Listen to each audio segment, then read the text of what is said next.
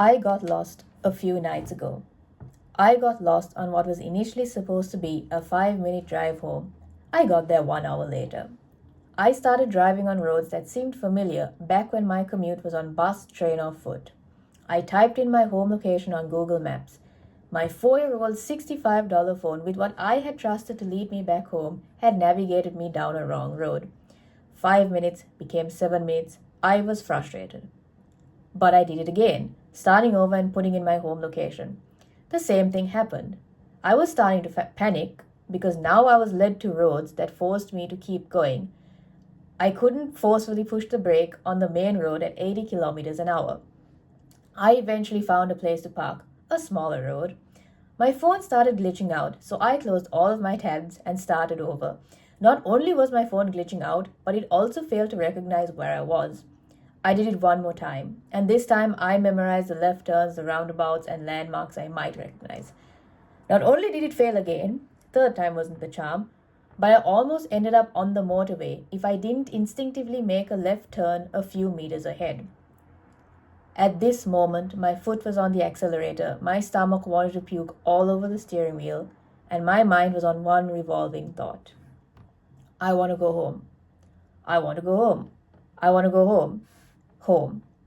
Where my aimless brain stared at a screen for countless hours on end, waiting for someone to redirect my purpose elsewhere.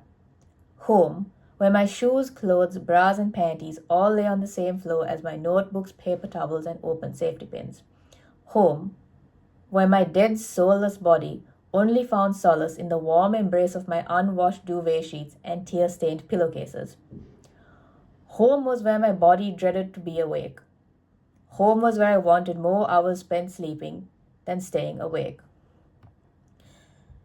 I suddenly didn't think that home was the end destination anymore, because if the end of this route led to despair, was this ever a need to be scared? Adrenaline took over my tiny beating heart as I carried on under a blank blanket of dimly lit stars on a road that disappeared into darkness. My phone had gently warned me my signal was lost.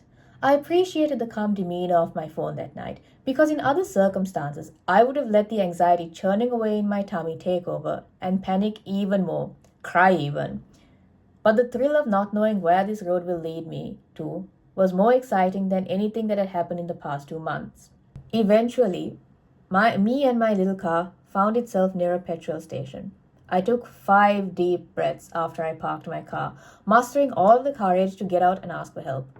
I walked over to a kind lady and asked whether she could lead me back to a specific town. While her mouth was moving and her hands were gesturing to give me directions, every anxiety-inducing thought took over, and I could not comprehend anything she was saying. She instructed me 5 times, but I ended up profusely apologizing, for my brain was full of clustered thoughts.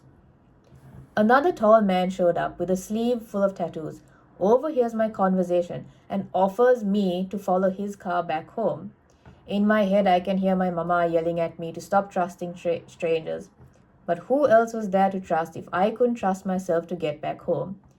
Instead, I asked him for directions. Maybe he can give me a better route back home.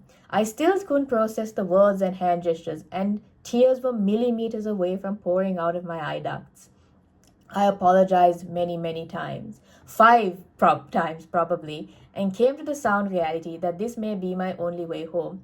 So I said yes to his offer and promptly followed his vehicle home.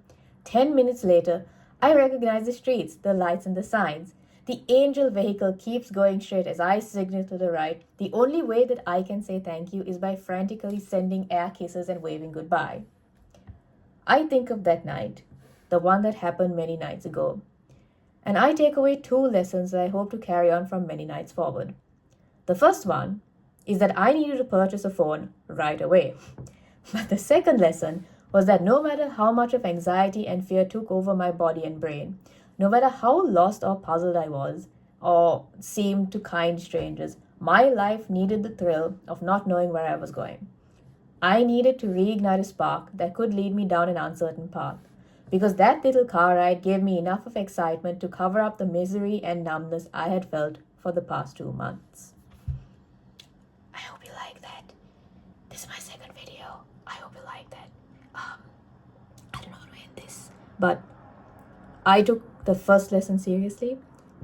And I have a new phone, which is why I look so perfect. Well, not perfect, but I'm trying to learn the second lesson slowly as life progresses.